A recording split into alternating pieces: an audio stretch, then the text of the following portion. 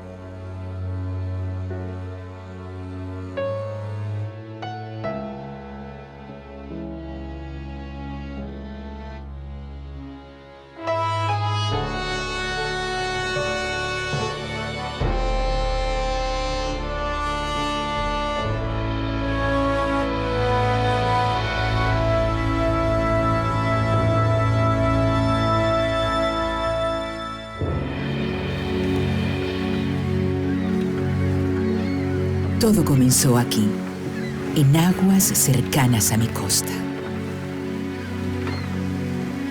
¡Tierra!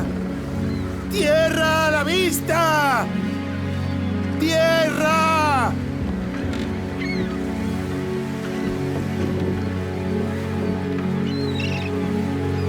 Una civilización desconocida vino desde muy lejos. ¡Tierra a la vista! ¡Tierra! Bueno, Cristóbal Colón sale del puerto de Palos, llega a las Islas Canarias, concretamente a la Isla Gomera, de ahí se dirige directamente a las Bahamas, donde llega a la isla de Guanahani, que él rebautiza como San Salvador, de ahí pasa al norte a la zona norte de la isla de Cuba y de ahí al norte de la Española, que por cierto hace un recorrido muy similar al que van a repetir todos los barcos de la carrera de Indias durante varios siglos de la época colonial, ¿no? Por tanto, de alguna forma, él diseña un poco el viaje de ida y el viaje de vuelta después, ¿no? Él sabía perfectamente dónde estaban las tierras al otro lado del océano, y sabía perfectamente por dónde se podía ir y por dónde se podía regresar.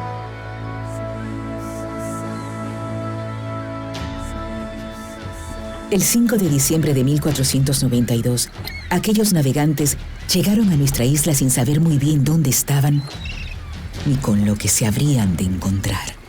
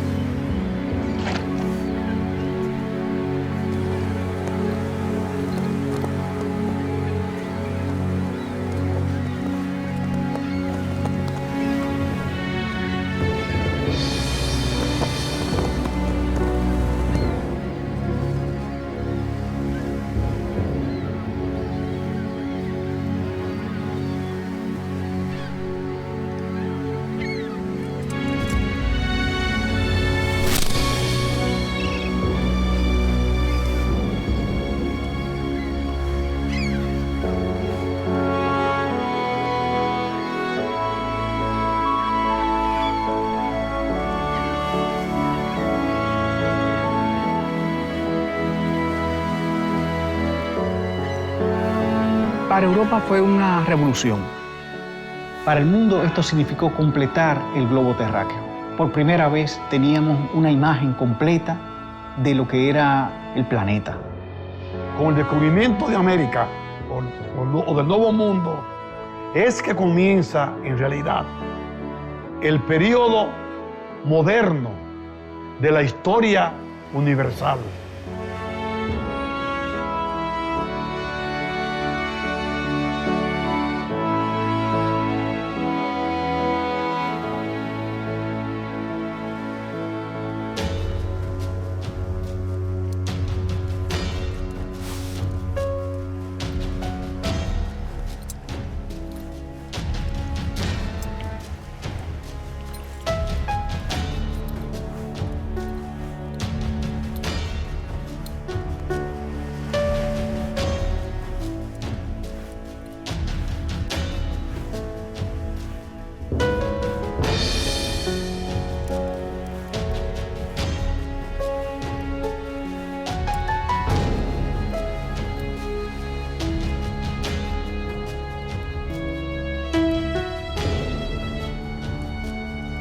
Realmente la llegada de Cristóbal Colón al Nuevo Mundo pues cambió realmente la fisonomía del planeta, ¿no? Estábamos ante un mundo cerrado donde Europa prácticamente no tiene relación con África y prácticamente con Asia tampoco, porque los turcos habían cortado el paso de la ruta de la seda. Y a partir de la llegada de Cristóbal Colón a lo que sería después América, bueno, pues se rompen todas las fronteras, ¿no? Y lo que era un mundo cerrado pasa a ser un mundo abierto. De alguna forma los océanos dejan de ser fronteras y se convierten en nudos de comunicación, ¿no? Y por tanto empieza el origen de lo que es la globalización que conocemos. ¡Ayúdame! En su acercamiento a la costa, la Santa María había naufragado. El almirante decidió usar los restos de la nave para construir el Fuerte Navidad. Mostraron que no venían de paso. Habían llegado para quedarse y ese sería el inicio. Vamos. Como todas las cosas en la vida, hay que estar en el sitio adecuado y en el momento adecuado. Realmente la reina Isabel no había querido saber nada hasta que no cumplimenta un bien superior como era la reconquista de Granada, ¿no? O sea, primero había que unificar la península ibérica y después pensar en una futura expansión. Colón llega en ese justo momento y no es que realmente Isabel estuviera convencida de la viabilidad de ese proyecto, pues los cosmógrafos y los sabios de Salamanca le habían dicho que no era realmente viable, pero Luis de Santángel intervino para hacerle ver que era muy poco el costo de la expedición y por tanto si fracasaba perdía muy poco y era mucho lo que podía ganar si ese, digamos, loco genovés tenía razón y conseguía ganar un nuevo mundo para Castilla. Cuando trajisteis vuestro proyecto teníamos otra prioridad: recuperar nuestro territorio.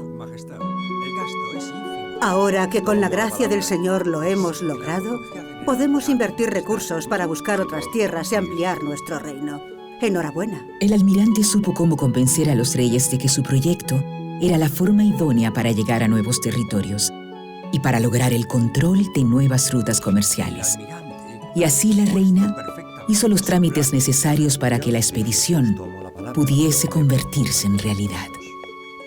Él fue el gran empresario del descubrimiento, porque gestionó todo el apoyo necesario. Visitó al rey de Portugal, después a los reyes católicos, armó la empresa del descubrimiento. Naufragada y desmantelada la Santa María, no todos cabían en el viaje de regreso. Decidieron que se quedarían 39 voluntarios. El almirante tenía prisa por regresar a España y dar la buena nueva de que había comprobado su teoría y de que los reyes ampliarían sus señoríos en tierras llenas de riquezas. Esto le permitiría regresar con más barcos y más hombres. El cacique Guacanagariz ofreció protección a los españoles que se quedaron terminando el Fuerte Navidad con los restos de la Santa María. Coge esa también.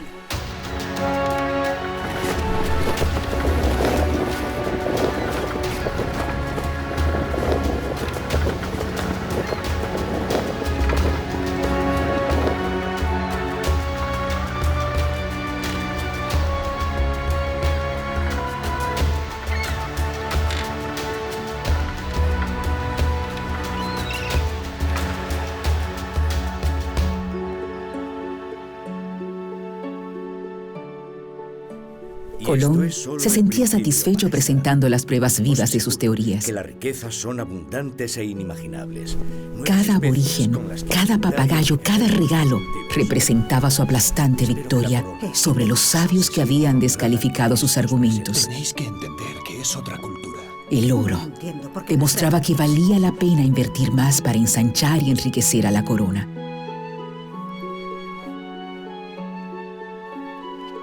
Todo estaba listo para la nueva aventura.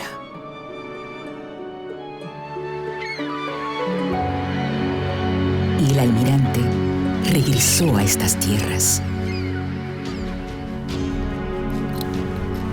Los que llegaron en este segundo viaje eran otro tipo de hombres, soldados en su mayoría provenientes de las guerras en España, buscafortunas, aventureros dispuestos a probar suerte.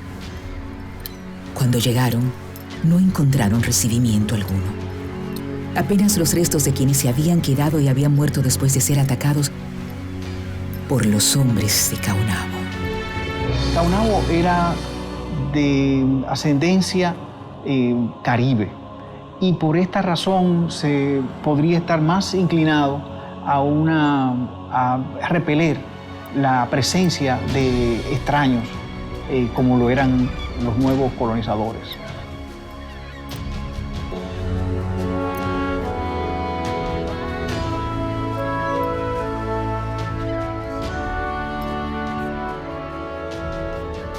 El mejor lugar para construir. Ellos no volvieron a construir el fuerte en ese lugar y decidieron hacer su nuevo asentamiento en la desembocadura del río Baja Bonico y lo bautizaron como la Isabela, Debéis de tener en en cuenta honor el calaje. a la Los reina barcos Isabel. deben de ser La cuidadosos. Isabela fue Sí, la lo primera sabemos. villa española en América, el primer asentamiento, donde se asentaron para comenzar la fase de exploración del territorio.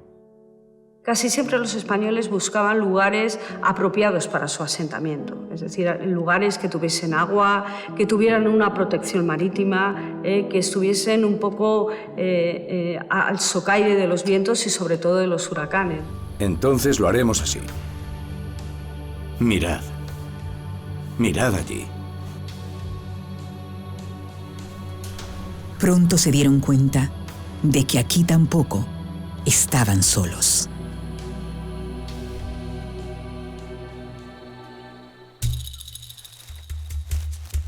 Inmediatamente se integraron con los indígenas de los poblados más cercanos y fueron recibidos como dioses, como solo los mejores seres humanos del mundo son capaces de hacer. La convivencia era el primer paso para conocer. Conocerse era el primer paso para conocer las tierras. Son los habitantes son los que conocen sus tierras y saben dónde están para ubicar cualquier riqueza, los alimentos, para ubicar los ríos, para ubicar otros lugares que ellos podían tener interés. Era necesario la comunicación y el intercambio, y un intercambio afable con los indígenas. Había que tener un contacto con la población para conocer la naturaleza de la región. La actitud de ambas culturas de compartir el cielo y las estrellas era una promesa de armonía y de respeto mutuo. Por lo menos, así fue en el inicio. Taíno significa hombre noble y honrado. Eso eran los indígenas que encontró Cristóbal Colón aquí.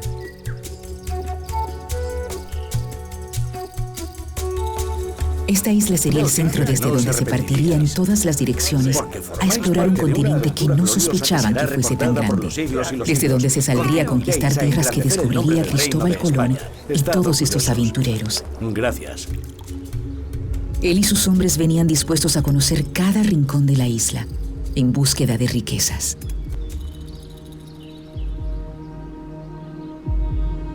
Ten cuidado, Ellos mira eso. enseñaron a los indios los secretos Ahí hay oro. en la búsqueda de Sí. oro de aluvión.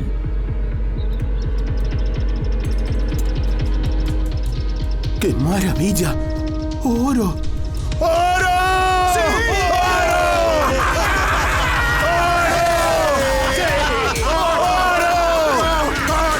El tema del oro fue importantísimo para Cuba. Pintó un panorama que era de riqueza, de abundancia y que se podía tomar fácilmente, porque eran gente buena y que iban a entregarlo sin dificultad.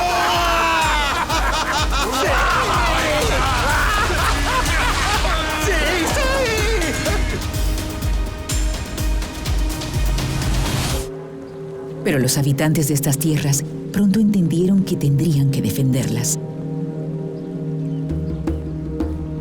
El primero en saberlo fue Caonabo, y su primera respuesta había sido la matanza de los 39 españoles en el Fuerte Navidad, quienes habían salido a cometer tropelías contra los indios y contra las indias.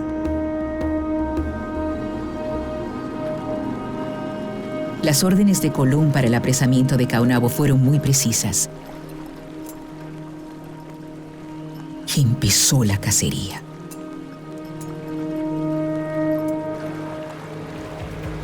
Los indígenas no tardaron en conocer cuál sería su destino.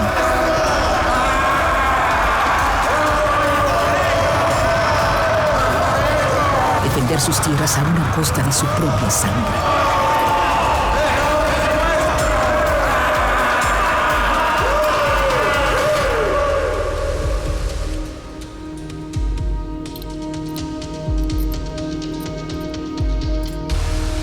A costa de su libertad.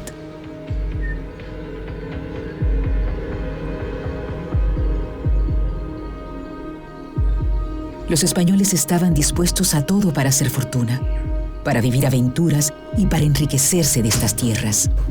Ese sería para ellos el camino hacia la fortuna material y la gloria terrenal.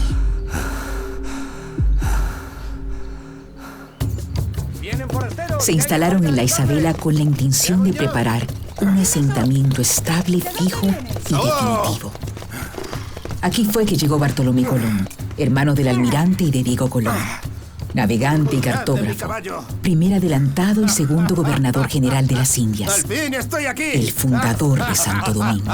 ¡Qué bueno, hermano! Era navegante, era cartógrafo y tenía un carácter, digamos, también fuerte, como el propio Cristóbal, tenía muchos parecidos con él, y es el que se convierte un poco en el lugarteniente de su hermano, de forma que cada vez que su hermano se va, delega en Bartolomé Colón todos sus cargos, ¿no? en su ausencia. La llegada de Bartolomé Colón a la isla habría de traer consigo cambios importantes, entre ellos un asentamiento más definitivo que el de la Isabela. Claro. Hermano, qué alegría. Después de la partida del almirante a España, Bartolomé, entre los años 1496 y 1498, se dedicó a buscar un lugar más estratégico para mi desarrollo, incursionando por las aguas del río Sama hasta llegar a su desembocadura. Bueno, Bartolomé Colón, en ausencia de su hermano Cristóbal Colón, en 1496 decide marchar de la isla Isabela, donde hay mucho disgusto, la gente está bastante descontenta, los indios han provocado hambrunas porque han dejado de cultivar la tierra y además han quemado los alimentos para intentar expulsar a los españoles, y ante esa, digamos, esa desgana y esa desilusión de los pobladores, deciden marchar hacia el sur y hacer la fundación en Santo Domingo, que la hacen en el margen izquierdo del río Ozama, que después ya llegará Nicolás Obando y lo cambiará al derecho, y ahí va a tener fortuna esa fundación de Santo Domingo como capital, digamos, de la isla española y en esos momentos de todas las Indias, ¿no? Bartolomé Colón encontró aquí el lugar idóneo para establecer la primera capital europea en el Nuevo Mundo. Pero mi nacimiento fue humilde y sencillo, y como fue un domingo y día de Santo Domingo, Bartolomé Colón así me bautizó. Yo tengo la impresión de que el nombre de Nueva Isabela que se ha mencionado nunca existió. Pero para mí, cuando Bartolomé Colón decidió crear un nuevo emplazamiento urbano como el más importante en perspectiva, lo hizo con el nombre de Santo Domingo. No Santo Domingo de Guzmán, es Santo Domingo.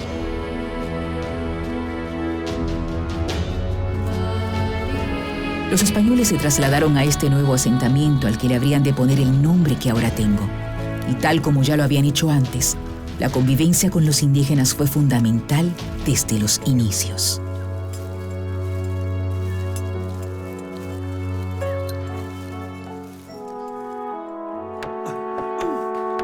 Bartolomé Colón enseguida se afanó en mi construcción, utilizando los mismos materiales que usaban los indígenas. Mientras tanto, su hermano Cristóbal preparaba en España su tercer viaje. Esto ya está. Heme aquí hecha una naciente realidad, donde convivían nativos con recién llegados.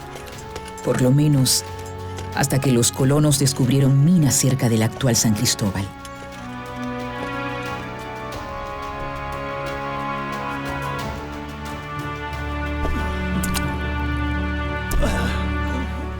Por instrucciones del almirante, Bartolomé Colón se instaló en el sur para dedicarse a la explotación de las minas. Trabajos que resultaron insoportables para los indios.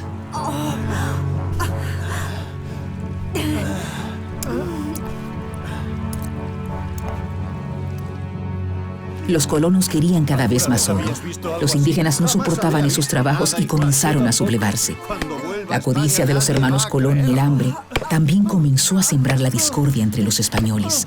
Así se germinó la conspiración de Francisco Roldán contra los hermanos Colón. Desde luego, Colón fue el mejor navegante.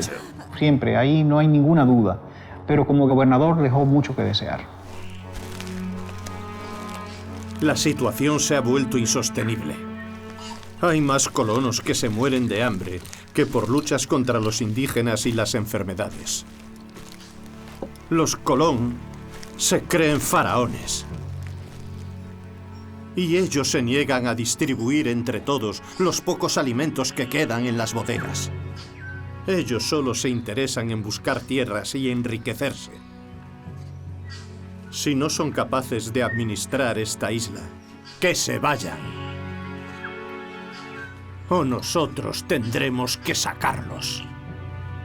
Uno de los errores graves fue que se enfrentó al mismo tiempo a los indígenas, a los que quiso esclavizar, y a los españoles, a los que también quiso someter a un régimen despiadado. La llegada de Colón a la isla no le resulta gratificante. Y por más que trata de poner remedio a los problemas, fracasa en el intento. Esto no puede continuar así. El pueblo se está quejando. No hay manera de hacer fortuna. No hay comida. La gente se está muriendo del hambre. Nos mentisteis. Nos trajisteis engañados. Los únicos que os estáis haciendo ricos sois los Colón, al costo del trabajo de todos nosotros. Eso se ha terminado.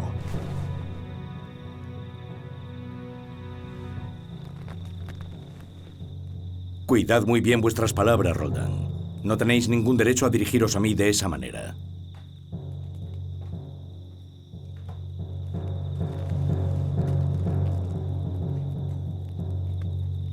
Los tres hermanos tenían motivos para estar preocupados. Las respuestas de la corona no se hicieron esperar. Debemos de tener mucho cuidado con Roldán. No lo perderemos de vista.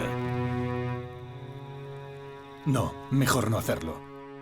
La situación de la isla se había vuelto realmente caótica, la factoría colombina estaba prácticamente en quiebra y por tanto los reyes católicos deciden poner remedio y mandar nada más y nada menos que a su mayordomo, al pesquisidor Francisco de Bobadilla, que cuando llega a la isla española se encuentra realmente un panorama dantesco. 7 españoles han sido justiciados, otros 5 esperan su turno para justiciarlo y hay 50 españoles que han muerto, medio centenar, prácticamente de inanición por las hambrunas, ¿no? Por tanto, estaba prácticamente en quiebra.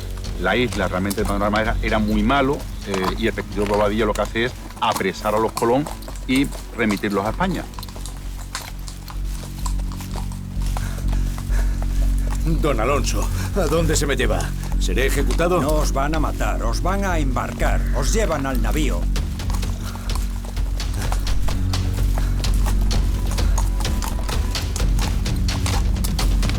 En cualquier caso, Bobadilla no soluciona los problemas de fondo de la isla, solamente parchea y sobre todo toma una decisión que a la corona le sienta muy mal, que es reducir el quinto real al diezmo, ¿no? Sin autorización. Y eso era una cosa que realmente era una prerrogativa regia que no podía tomar un pesquisidor porque a él le parecía una decisión como esa, ¿no? Para nosotros eso sienta muy mal y hace que en muy breve plazo el pesquisidor Bobadilla sea destituido y se mande en su lugar a Fray Nicolás de Obando, ya con el cargo de gobernador de las Indias. Obando llega a la isla con una flota de 32 navíos y con todo lo necesario para convertirme en un importante asentamiento humano. Con él llegaron personas de todo tipo y de diversos oficios, hombres y mujeres de todas las edades y hasta familias con todo tipo de animales. Allí. Vamos por la izquierda. ¿Cómo pesa esto? Obando tenía instrucciones precisas de los reyes para asentar estructuras políticas, económicas y religiosas como las bases necesarias para la colonización de las Indias. Él llegó con el título de gobernador de las Indias. Con él es que la corona española se plantea iniciar el proceso de colonización de las tierras descubiertas. ¡Qué cansancio! Vamos. Que alguien me ayude. Esto es agotador. Pesa mucho. Por favor, dejadme pasar. ¿Cuántos quedan? Ahí va.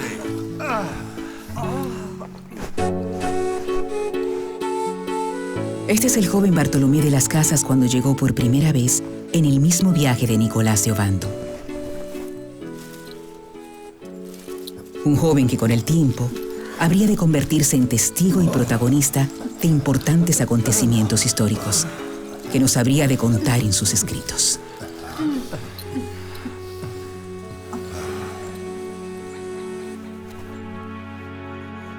Con el paso de los años me ordené sacerdote en la Orden de los Dominicos y consolidé mi compromiso con la lucha por los derechos de los indígenas. La mano del Señor y mi afición y dedicación hacia la escritura me permitiría el poder narrarles estos hechos.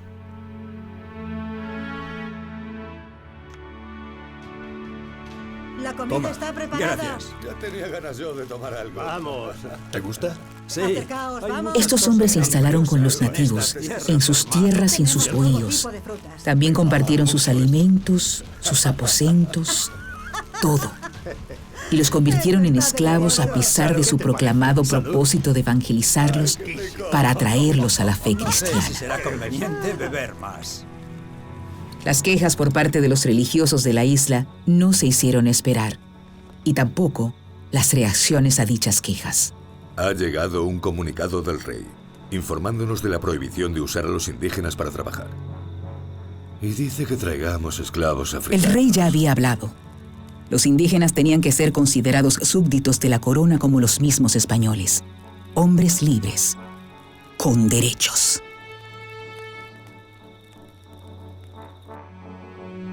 Yo, que en aquella época también tenía indígenas a mi servicio, vi cómo nadie obedeció las órdenes de la corona. Me sentí muy culpable por haber sido parte de todo, y me di cuenta de que era tan injusta la esclavitud de los africanos como la de los indígenas. Haremos toda la ciudad en... Los reyes le habían dado instrucciones a Obando de construir un asentamiento fijo en la isla a la altura de la corona española, y con ese objetivo había traído a todo el personal necesario. Aquí empezaron a pensar en mí como ciudad y aquí empecé a nacer como la ciudad primada de América. Estarán todas por aquí. Aunque algo más habría de pasar antes de que eso sucediese. Hagamos algunas también en esta zona. Faltaba que la naturaleza creara las condiciones para mi ubicación definitiva.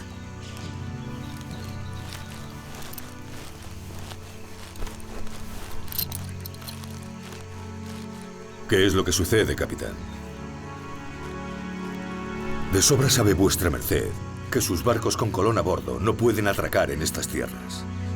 Colón tenía prohibido tocar la española, pero el almirante sabe que vendrá un huracán y envía a su capitán Terreros para pedir a Obando que le autorice a refugiar en la ría de los Sama las 4 carabelas de su cuarto viaje y que proteja su flota.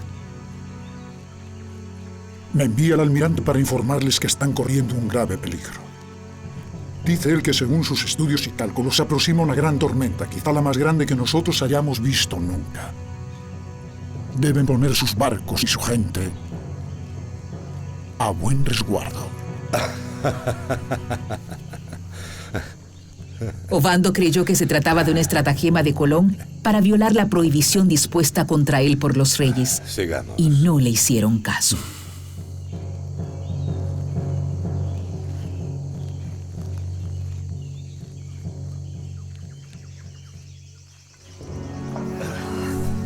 Ayudadme. Esto es terrible. Esto es un castigo divino. ¿Pero qué ha sido? Más troncos, más troncos, más troncos. Nunca había visto nada igual. Las burlas se convirtieron en llanto. Descalificaron los conocimientos que le habían dado a Colón todos los estudios, las experiencias y las observaciones. ¡Levantad esos troncos! ¡Aquí! No había hecho más que empezar a nacer cuando ya estaba destruida. ¡Date prisa! ¡Por favor! Ovando y todos sus hombres y mujeres acababan de aprender cómo eran las tormentas tropicales y desde entonces se aprendieron bien su nombre aborigen: huracán. Por favor. Ese tronco no abandona. Devastados, indígenas y españoles trataron de recuperar lo poco que quedaba en pie, sin mucho éxito. Ayuda por aquí. Voy. Traed más troncos. Mira, estos no llegan. Pero estos hombres no se amedrentarían, sino todo lo contrario. Por aquí, por aquí. ¡Todavía hay gente ahí debajo! ¡Aquí! Fue el momento para tomar nuevas decisiones, tomar nuevos bríos y, sobre todo, una nueva visión sobre mi nacimiento y desarrollo.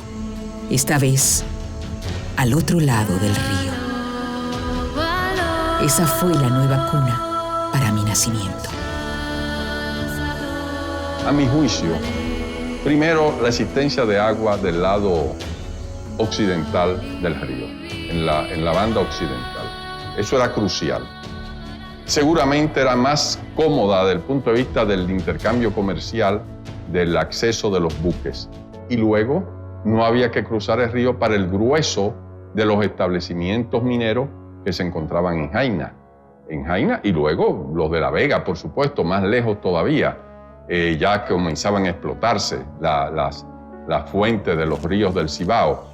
De manera que Santo Domingo ofrecía indudables, es decir, la margen occidental del río ofrecía indudables ventajas sobre Señor, los... os recomiendo que empecemos a construir... Ovando decidió trazar una ciudad entera a la altura de las de España. Una ciudad europea en el Nuevo Mundo. Como las de Europa. Ahí está bien. Quizá en esta zona también.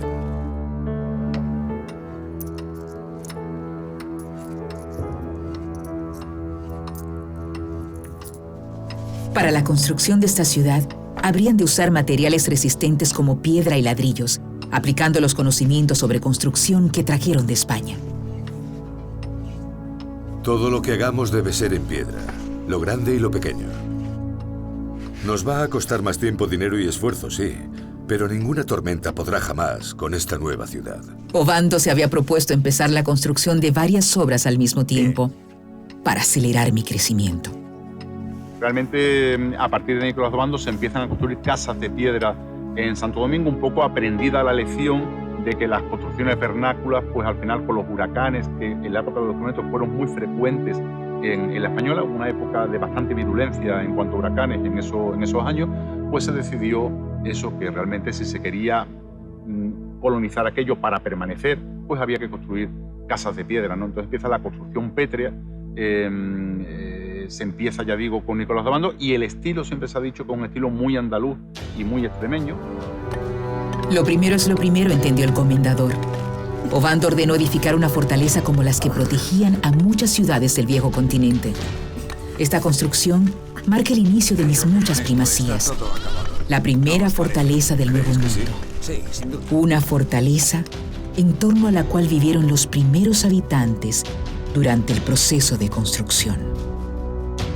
En esta fortaleza, que fue declarada por la UNESCO como Patrimonio de la Humanidad en 1990, junto al Alcázar, Museo de las Casas Reales y la Catedral, a lo largo de la historia llegaron a ondear banderas de España, Francia, Inglaterra, Haití y Estados Unidos.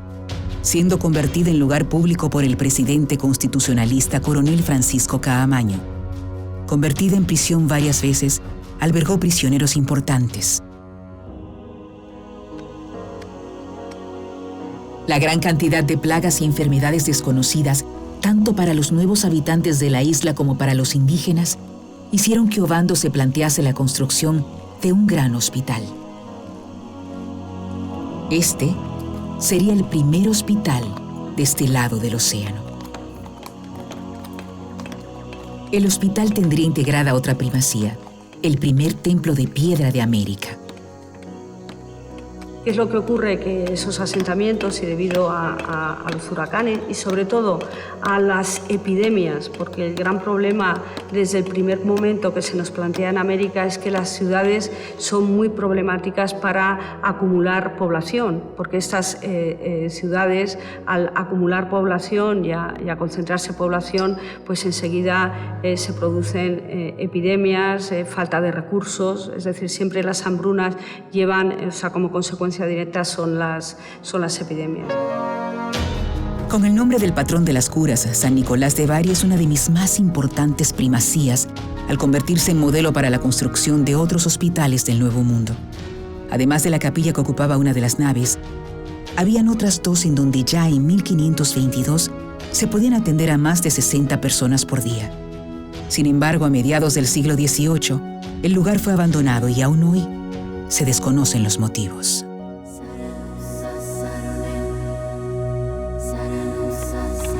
Y se empezaron a trazar las calles que llevaban a las obras principales y las más frecuentadas.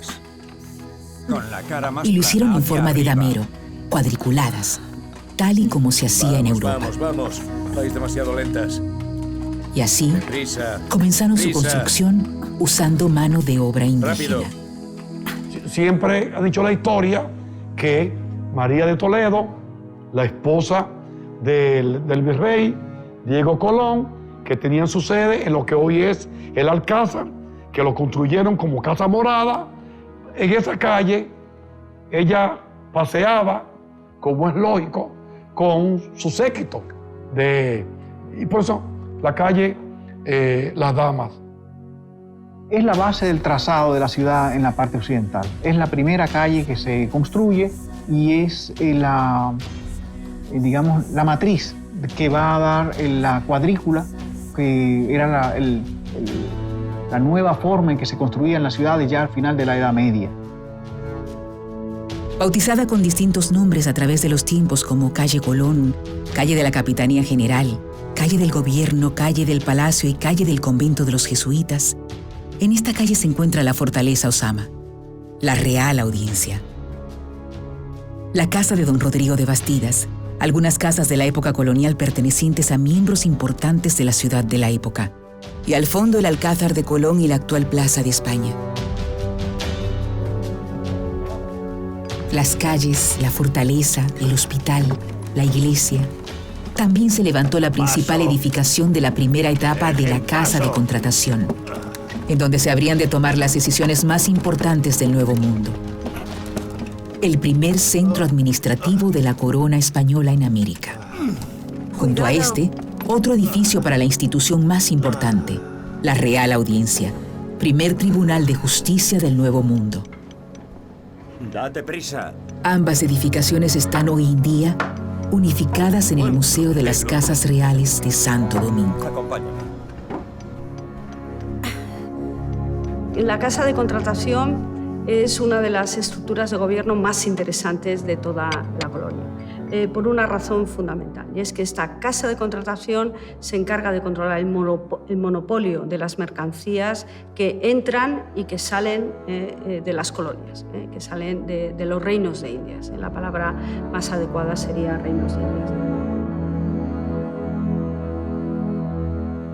Esta construcción, compuesta por dos edificios que se unen entre sí y que albergaron la Real Audiencia, el Palacio de los Gobernadores y la Contaduría General, sirvió también como morada de personajes importantes como Bartolomé Colón y el general francés Louis Ferrand, entre otros. Más tarde sería el Palacio Gubernamental y ya en 1976 se convertiría en el Museo de las Casas Reales, siendo el más completo del continente americano por la colección que alberga de la época.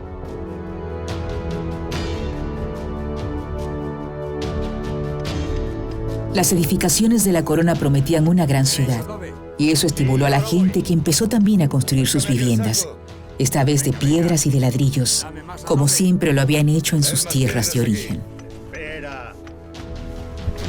Se empeña en que se haga una construcción sólida, que se respeten las zonas públicas, siempre construcciones de piedra, y después, por supuesto, el estilo de esas casas, que todavía muchas de ellas quedan en el Santo Domingo colonial, son muy al estilo andaluz y muy al estilo extremeño, bueno, porque la mayor parte de los pobladores eran extremeños y andaluces, y la mayor parte de los alarices y de los albañiles eran, pues, sevillanos o extremeños, ¿no? Con alguna excepción, ¿no? Como el cántabro Rodrigo de Liendo, ¿no? Pero no tiene nada de particular que las casas de Santo Domingo de la época colonial, del siglo XVI, recuerden a las casas sevillanas o a las casas de la Extremadura natal de Nicolás Obando.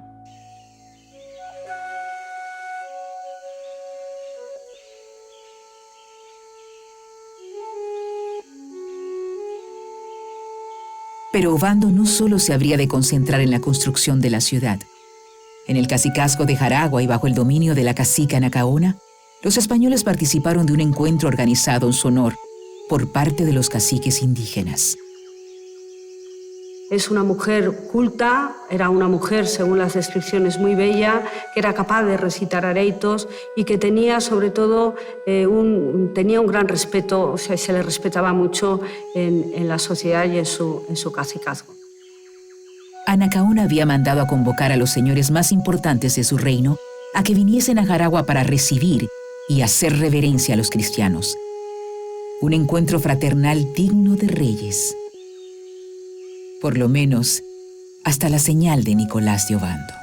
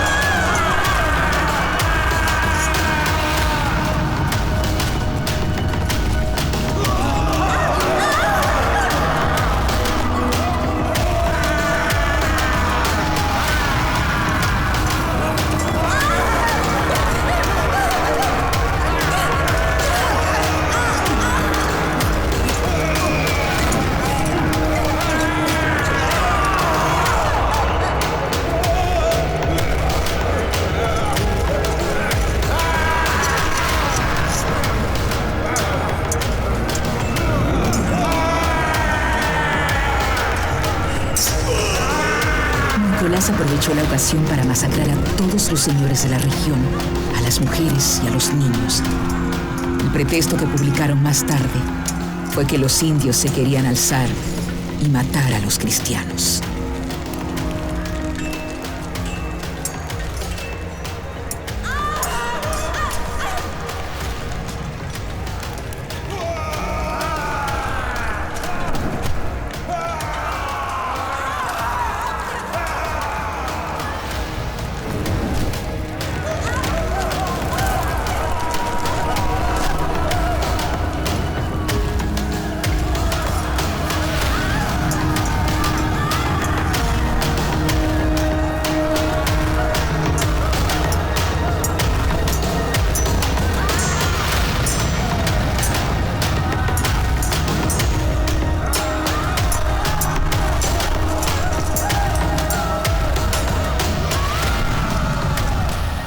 Obando tenía una experiencia, era un hombre capaz, era un religioso ultramontano y venía con una claridad muy grande de explotar a una población inferior en condiciones terribles, como lo hizo y lo propició.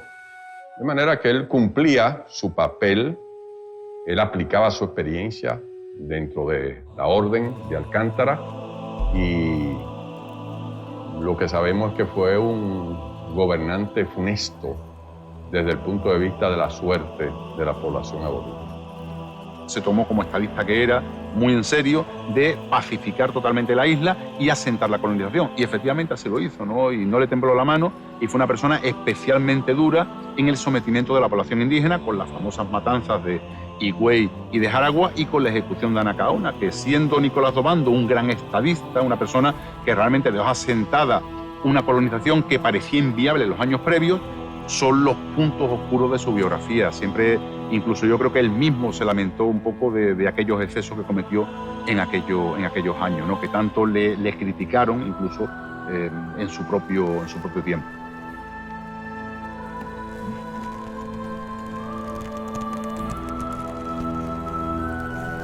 A 4 años de su llegada a la isla, solo quedaban 60.000 indígenas.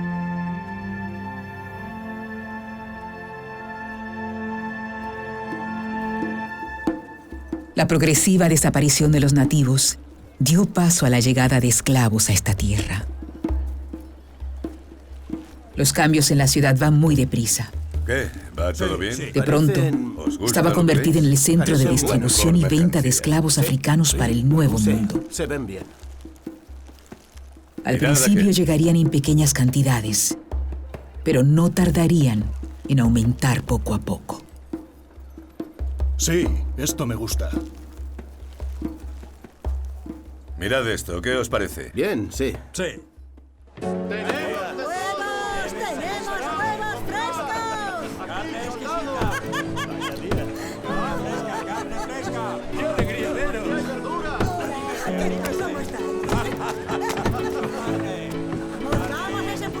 Con el paso del tiempo continué creciendo. Cada vez llegaba más gente, unos a quedarse y otros de paso hacia otras tierras recién descubiertas.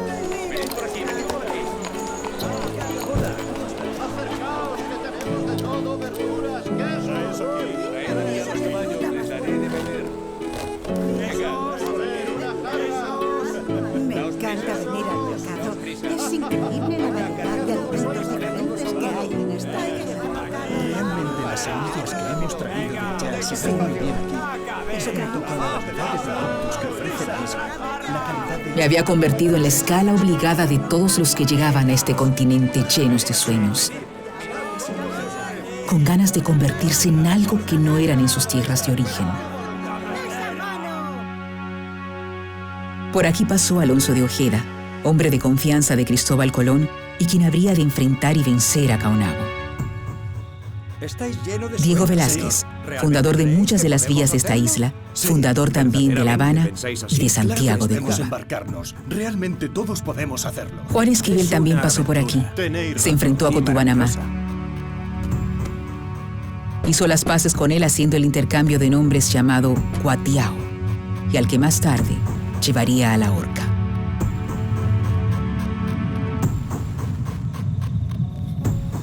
Juan de la Cosa, el creador y dibujante de la imagen de un nuevo continente.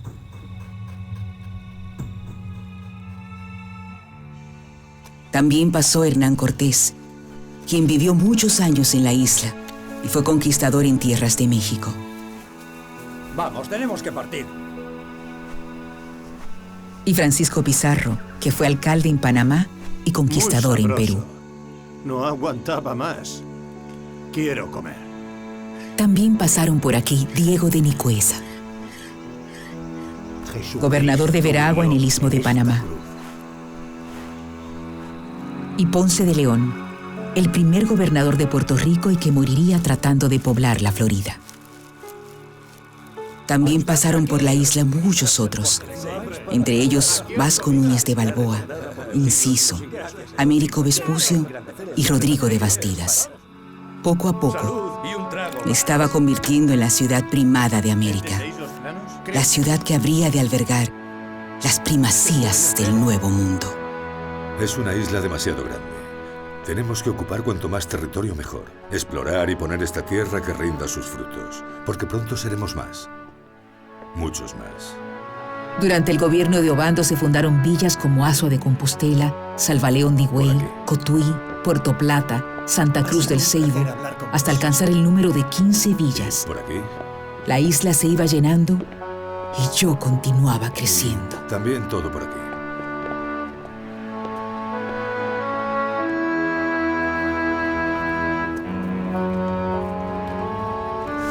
Los españoles continuaron usando los conocimientos de construcción que trajeron de Europa para levantar todas las edificaciones que yo necesitaba para convertirme en la ciudad que los reyes le habían ordenado construir a Ovando.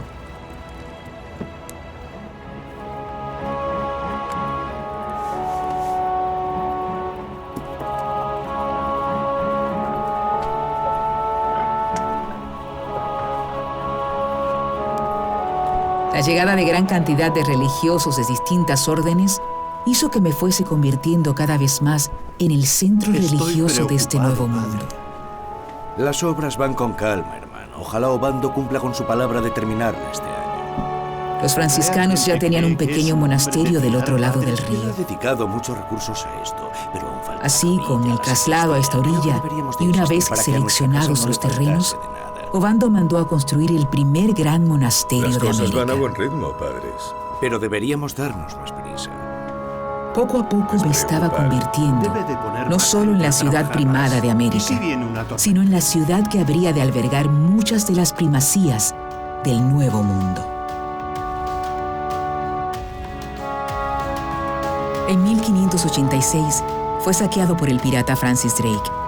Su estructura sufrió daños debidos a 2 grandes terremotos, batallas y también durante la dominación de los haitianos.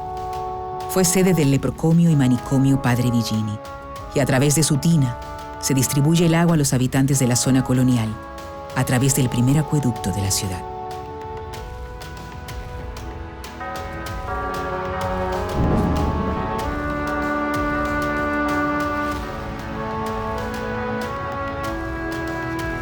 Diego Colón llega en 1509 y cambia toda la cúpula administrativa y militar, repartiendo los cargos y encomiendas entre sus amigos y allegados, algo que, entre otras cosas, desencadenaría en los llamados pleitos colombinos.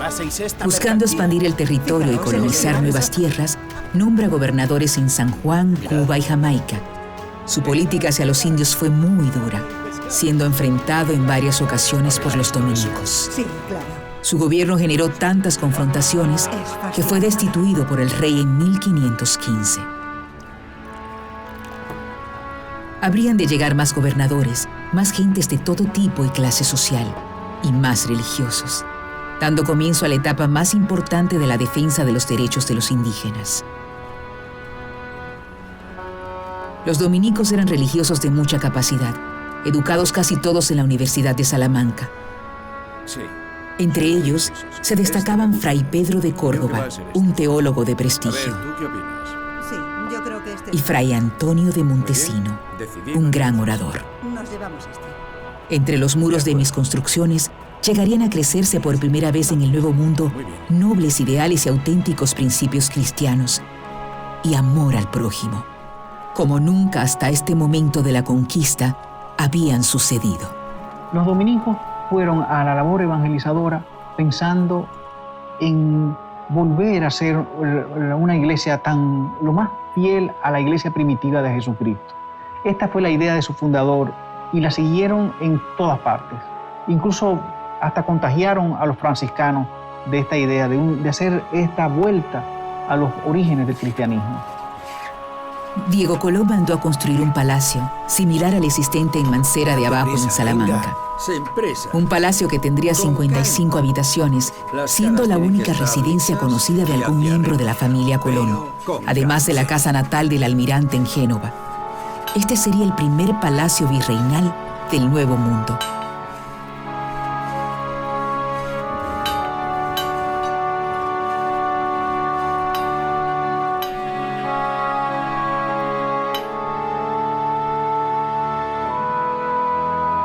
Con vistas a la Plaza de España por un lado y al río Osama por el otro, es la residencia virreinal más antigua de América y el primer palacio fortificado. Hoy convertido en uno de los más importantes museos de la ciudad, donde se exhiben muebles, arte, instrumentos y armas de la época. Convertida en ruinas durante muchos años, la remodelación que vemos hoy en día fue realizada entre 1955 y 1957, por el arquitecto español Javier Barroso.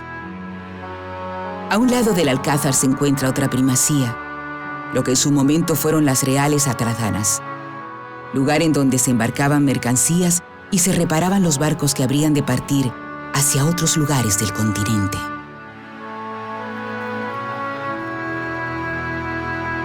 Las mercancías llegan cada vez con Mi importancia más frecuencia. continental Tenéis razón. no dejaba La de crecer. ciudad está creciendo.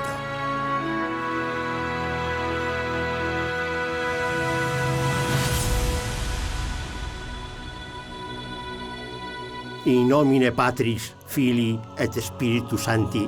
Amén. La proclamada evangelización se había reducido a un pretexto. La difusión de la fe cristiana quedó sepultada en las minas. Cuando Fray Pedro de Córdoba quiso presentarse al virrey, le dijeron que éste había salido para Concepción de la Vega porque había fundición de oro. Allí se personó el superior de los dominicos, quien llegó a tiempo para asistir a una misa. Pero les resultó notorio que entre los feligreses ¿Dónde están? no había un solo indio. ¿Dónde están los siervos del Señor? Aquellos que fueron el verdadero y único motivo por el cual estamos en estas tierras. ¿Dónde están los llamados a recibir la palabra? ¿Por qué solo están aquí los adinerados y los señores de la corona y no están también sus vasallos? Fray Pedro de Córdoba dispuso entonces que se realizara una misa al día siguiente y que se garantizara la presencia de los indígenas. Él sería el oficiante. Ese respeto por la cultura de los otros, por la libertad de los otros, por los bienes de los otros, era lo que estaba en juego. Y la luz se hizo. De la misma forma creó el cielo. Impartió la misa sentado junto a los indios con ayuda de los traductores y les explicó los fundamentos de la fe católica, despertando el interés de los nativos. Y cuando caminamos en tinieblas, esa luz habrá de guiar nuestro camino. El esquema de la explotación del indio que se monta desde Colón, pero sobre todo Bobadilla, y que ya lo perfecciona Obando, y que tiene todas sus fundamentaciones legales con las diversas cédulas que a inicio del mandato de Obando se recibe desde España. Entonces perfecciona un esquema que Diego Colón no se plantea alterar. Más bien lo que viene es una lucha de grupos en que los pertenecientes a la camarilla de Obando se resisten a los intereses del virrey.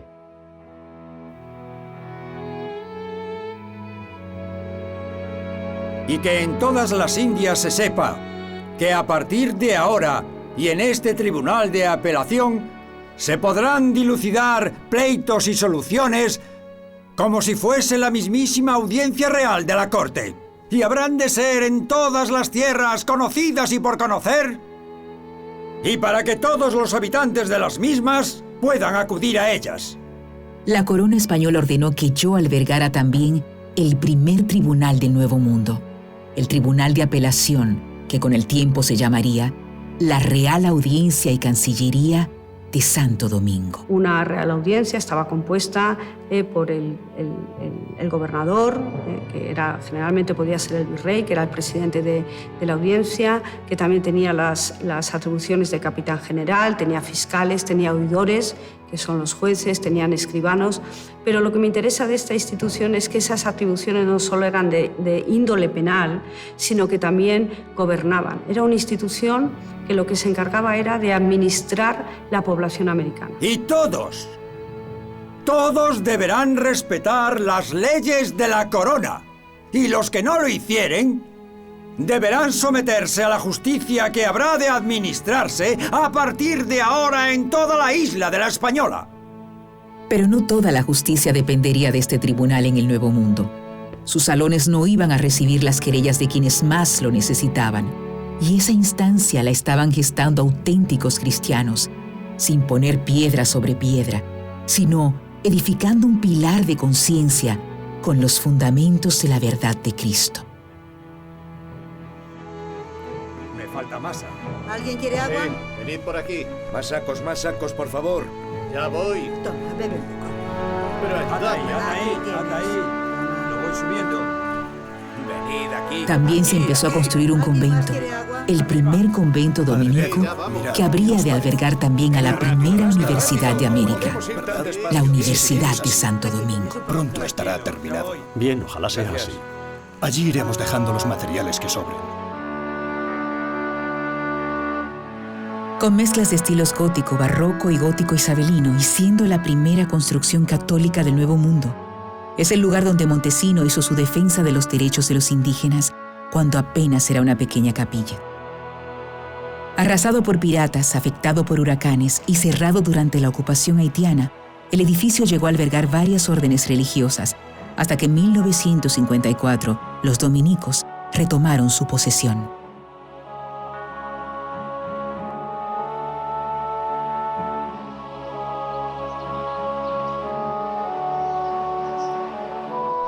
Y llegaron a la isla muchos más frailes dominicos y franciscanos con el propósito de hacer realidad la evangelización.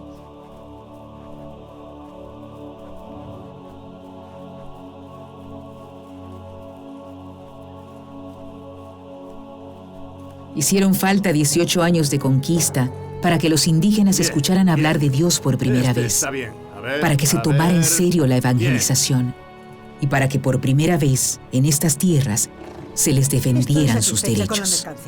Entonces, ¿estás contenta? Los sacerdotes de la Orden de Santo Domingo captan esta situación de lo que es la continuación de un estado horroroso de explotación del indio y producen esta histórica protesta que indudablemente tiene un valor universal en términos de defensa de los derechos humanos elementales.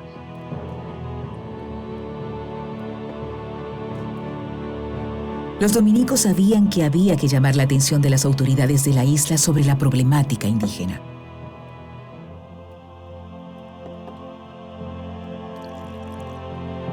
Discutieron y escribieron entre todos el Sermón del Domingo y decidieron ponerlo en boca del mejor orador de todos. Tenemos que hacer valer las instrucciones de nuestro Santo Padre. Tenemos que lograr que estos nobles señores entiendan que se están haciendo ricos a costa de la vida de los que son como ellos y como nosotros. El contenido del sermón fue firmado por todos los miembros de la Orden Dominica. El mismo Pedro de Córdoba visitaría al virrey para solicitarle que no faltase a la misa del domingo y que tampoco faltasen sus funcionarios. El cuarto domingo de Adviento, que coincidió el 21 de diciembre de 1511, Fray Antonio de Montesino, con acuerdo de toda su comunidad, ofrece el famoso discurso Evo, ego, vos clamantis in deserto, la voz que clama en el desierto, en el que acusó a todos los españoles de vivir y estar en pecado mortal por la forma en la que trataban a los indígenas, ¿no? Realmente fue un discurso trascendental porque planteó, de alguna forma, cuando dijo esto no son hombres, de alguna forma planteó la igualdad natural de todas las personas, ¿no? Adelantándose pues varios siglos a su planteamiento, bueno, primero su reivindicación por parte de los ilustrados en el siglo XVIII y a la Declaración Universal de los Derechos Humanos de 1948 de la Organización de Naciones Unidas. Va a ser una homilía muy interesante. Vamos entrando ya. Está entrando ¿Por qué viene muchísima tanta gente? Yo era aún muy joven, pero ese día estaba allí. Se dieron cita en la iglesia los hombres y mujeres más importantes e influyentes de la ciudad. Ninguno de nosotros, los allí presentes, imaginábamos lo que iba a suceder y la repercusión histórica de ese momento a través de los siglos.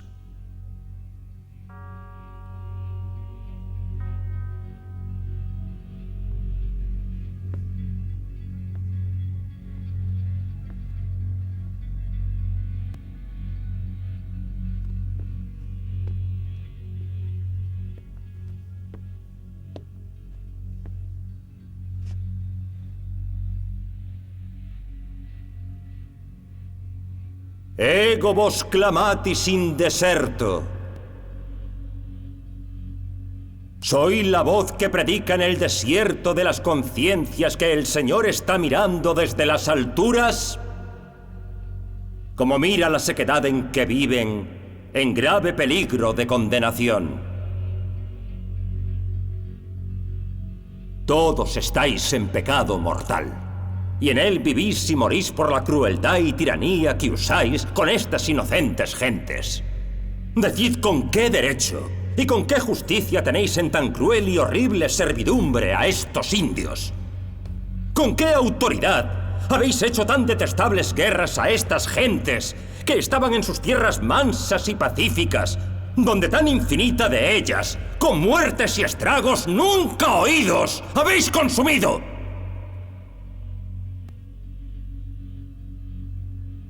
¿Cómo los tenéis tan opresos y fatigados, sin darlos de comer ni curarlos en sus enfermedades, que de los excesivos trabajos que les dais incurren y se os mueren? Y por mejor decir, los matáis por sacar y adquirir oro cada día. ¿Pero esto qué es? ¿Qué está diciendo? ¿Y qué cuidado tenéis de que los doctrinen y conozcan a su Dios y Creador?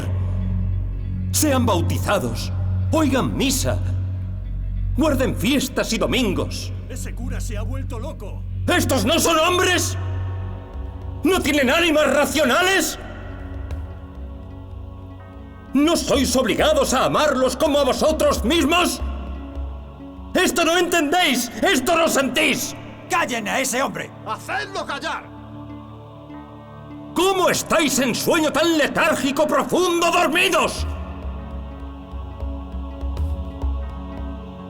Tened por cierto que en el estado en que estáis, no os podéis más salvar que los moros o turcos que carecen y no quieren la fe en Jesucristo. Don Diego no daba crédito a lo que acababa de oír. Nadie podía creer que un joven fraile pudiese enfrentar así públicamente al representante de la corona en la isla. A partir de ahí, España comienza a cuestionarse, en España, la legitimidad de la conquista y la colonización de América. Fue la primera defensa pública de los derechos humanos en la historia de la humanidad, Oriente y Occidente. Lo recuerdo como si fuese hoy mismo. Ese día la ciudad no estuvo tranquila. Todos hablaban de lo sucedido. Entre las paredes del palacio, la indignación y la humillación pública no dejaban descansar a don Diego Colón. ¿Te gusta? Sí, me gusta mucho. Vámonos. ¡Abrid! ¿Cómo habéis osado semejante atrevimiento? ¿Cómo os habéis atrevido a hacerme esta humillación? ¿Quién era ese cura? ¡Llamadlo y traedlo para que me escuche! Yo soy el responsable de todo lo que ha dicho en el púlpito ese cura, como vos le llamáis. Decidme a mí lo que le tenga que decir. Oídme bien. El cura ese tiene que volver a subir al púlpito el domingo para retractarse y pedirnos disculpas. ¿Me habéis entendido bien? ¡Ese mismo cura! Yo me encargaré de que el domingo no falte ningún español.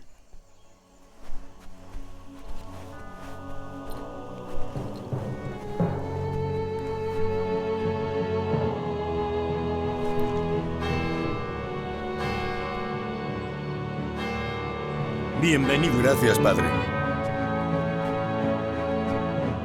Ese domingo la capilla estaba repleta y todos esperaban la retractación de los monjes.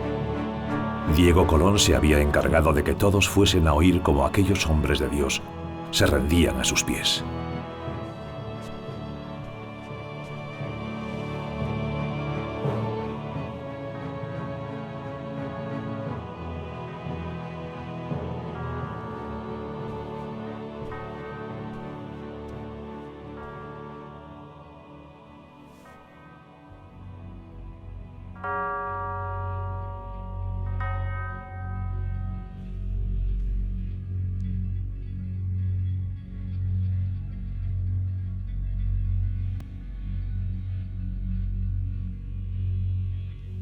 Todos estáis en pecado mortal, y en él vivís y morís por la crueldad y tiranía que usáis con estas gentes.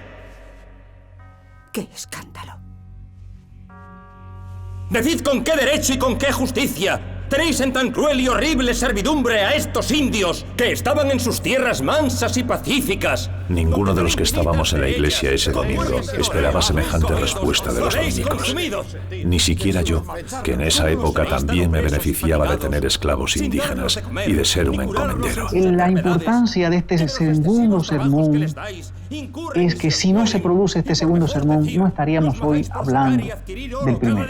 Ratifica lo del primero y le da entonces impulso a esta lucha por la justicia que se estaba iniciando en este momento. Probablemente sea la homilía que más ha influido en la historia de la humanidad después de la de Jesucristo en la Última Cena, o sea, porque realmente tuvo una repercusión importante y sentó las bases o dio comienzo al inicio de una defensa de los derechos de esa población indígena, que en muchos casos no llegó a la práctica, a ponerse en práctica por diversas circunstancias, por diversos intereses económicos, pero digamos que lo que dejó a nivel teórico las leyes de Indias en defensa de la población desfavorecida fue realmente muy notable. Por tanto, el Sermón de Montesinos fue un hito en la historia de la defensa de los derechos humanos. La lucha por esos derechos no habría de detenerse jamás.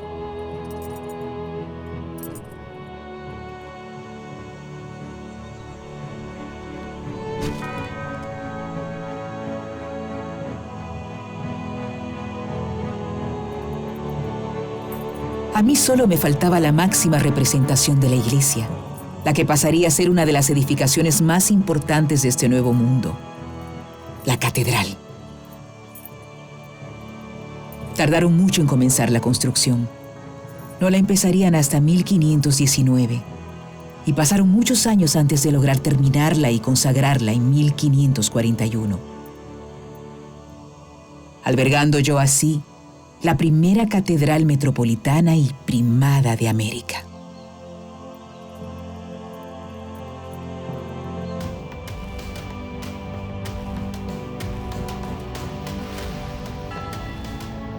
Construida con piedra calcárea y de estilo gótico con bóvedas nervadas, esta primacía de más de 3.000 metros cuadrados alberga un vasto tesoro artístico de retablos y cuadros.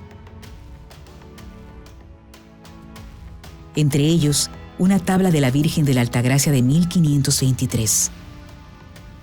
Ebanistería, mobiliario, monumentos y lápidas, entre ellas la de Simón Bolívar, uno de los antecesores del Libertador. En ella reposaron durante un tiempo los restos de Cristóbal Colón.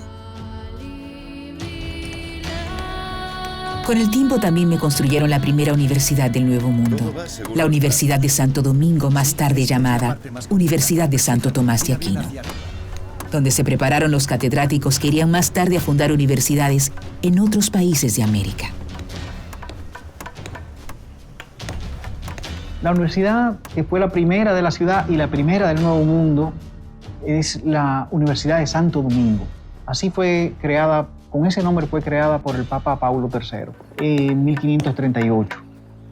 La primera, y por eso se llama la Universidad Primada de América, va a ser la de Santo Tomás de Aquino.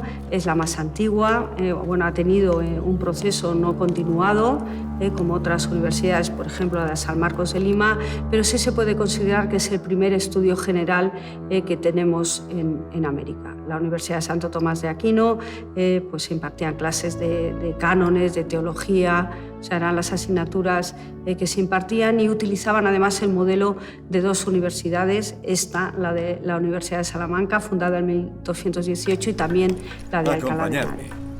Esta universidad estableció también otra importante primacía para mí: Santo Domingo como primer centro del saber en el Nuevo Mundo, porque en ella se formaron los catedráticos que luego fueron diseminados por las demás colonias, donde se fueron fundando otras academias superiores.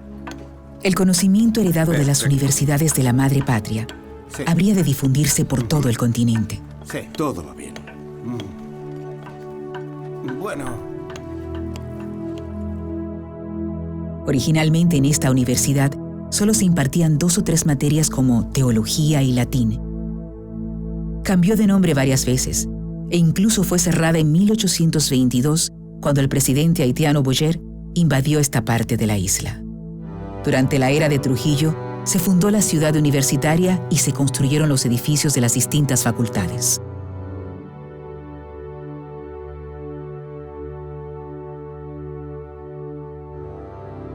En 1961 o 1962 se le concede autonomía y fuero.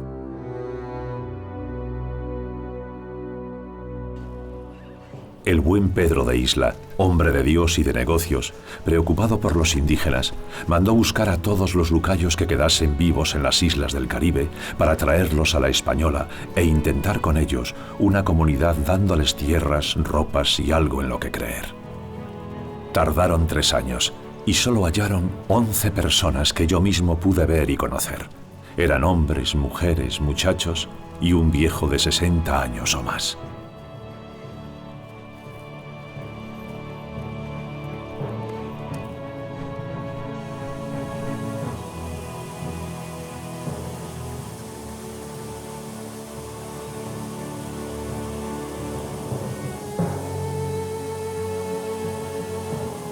De todos los lucayos que una vez habitaron estas tierras, solo quedaban estos 11 en todo el Caribe. De los que habían nacido en esta isla, apenas los recuerdos. Ya eres un hijo de Dios. Bienvenido. Ve con Dios.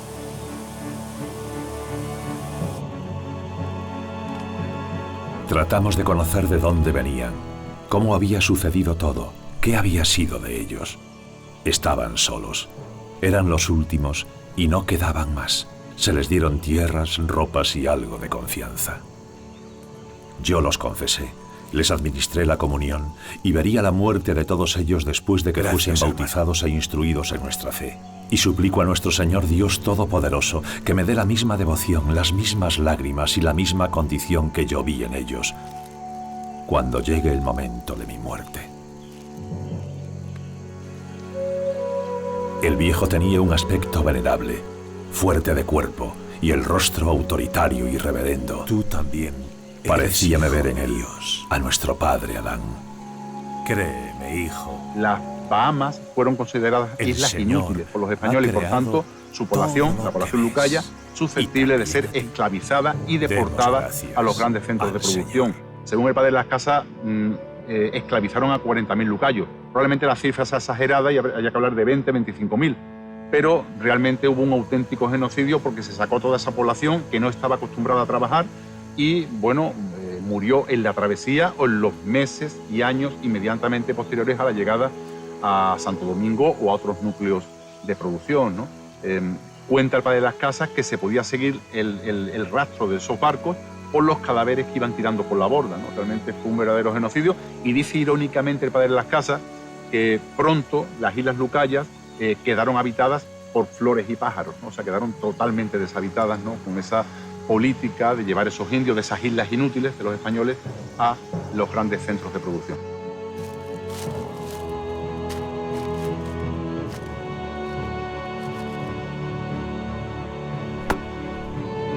De poco sirvieron las atenciones tardías, los intentos de mantener la raza, de hacerlos sentir hermanos, de hablarles del cielo, mientras los conquistadores les adelantaban el infierno en esta tierra, y peor aún, en sus propias tierras. Quizá fue la tristeza, la soledad, el sentimiento de no tener un futuro. Quizá fue la resignación. Dejaron de comer, de procrear, de darse curas y de oír oraciones. Se entregaron a nuestro Padre, como lo había hecho Jesucristo en la cruz. Los primeros indígenas habían muerto masivamente, los últimos, uno a uno. No sirvió de nada querer cuidarlos, ni sirvió de nada el arrepentimiento tardío. Los colonizadores pudieron evitarlo y no quisieron hacerlo.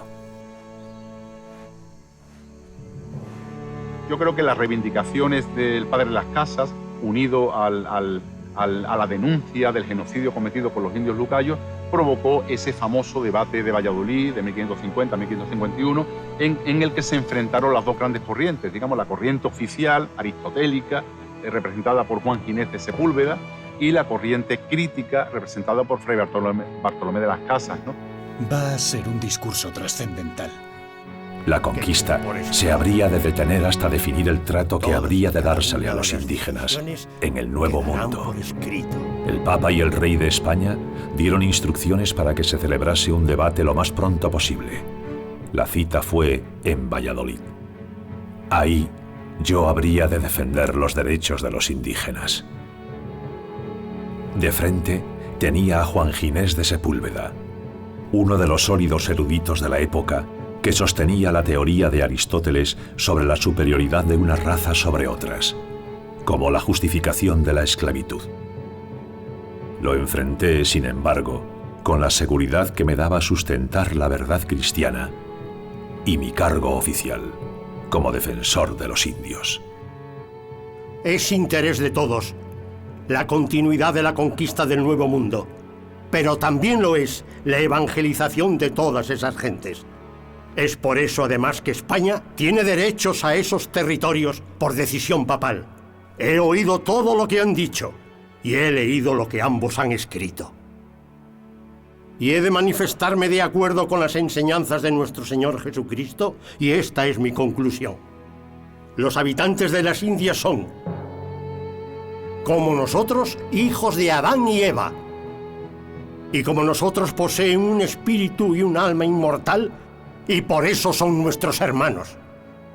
Y deberán ser tratados con la máxima humildad y justicia, porque son seres humanos. Y este pensamiento y ordenanza deberá ser promulgado en todas las iglesias del Viejo y del Nuevo Mundo. Y en los próximos días habremos de escribir las leyes que ayuden a conservar, gobernar y dar un trato justo a los indios. Unas leyes que prohíban que se les someta a la esclavitud y los que la padeciesen que sean liberados. Unas leyes que prohíban alejarlos de sus tierras y esas sean tenidas como propias como cualquier súbdito de la corona. Y habrá de continuar la conquista y esas leyes aplicadas. Bueno, realmente los debates de Valladolid tuvieron un efecto práctico, ¿no? Y de alguna forma, en adelante, ya digo, se habló de pacificación y no se habló de conquista, pero también es cierto que se tomaron determinadas medidas para intentar evitar, digamos, excesos que habían cometido los españoles con anterioridad, que realmente fue eficaz para conquistas como la de las Islas Filipinas, como de algunas conquistas que todavía quedaban por hacer, pero ya era tarde para territorios como los de la Española o como de las Antillas, donde realmente se condenó a una extinción prácticamente a la civilización taína. Con el tiempo, fue mucho lo que medité sobre mi lucha, sobre los claroscuros de los éxitos en los estrados y los fracasos en el terreno de los hechos. Y aún así, pude publicar muchos de mis escritos. El más importante de ellos, la historia de las Indias y el testimonio que doy en él, finalmente vio la luz 315 años después de mi muerte.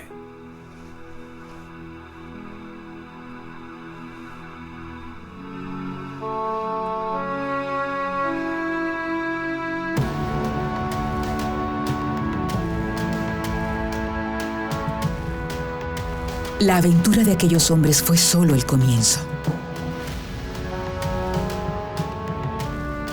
Han pasado 5 siglos desde que nací como una aldea de casas de paja y me convertí en la puerta y llave de las Indias, ciudad primada de América, la del primer hospital,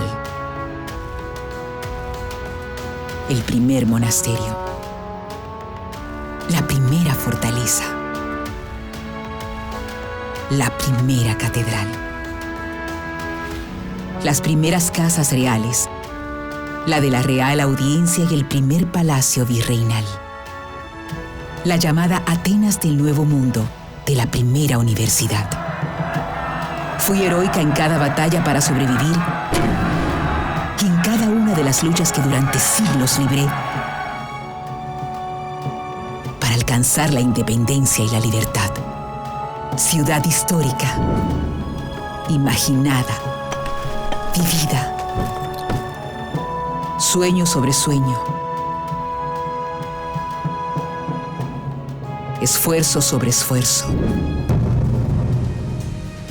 Ciudad que reafirma su pasado y mira hacia el futuro. Moderna, abierta al mundo y en continuo crecimiento.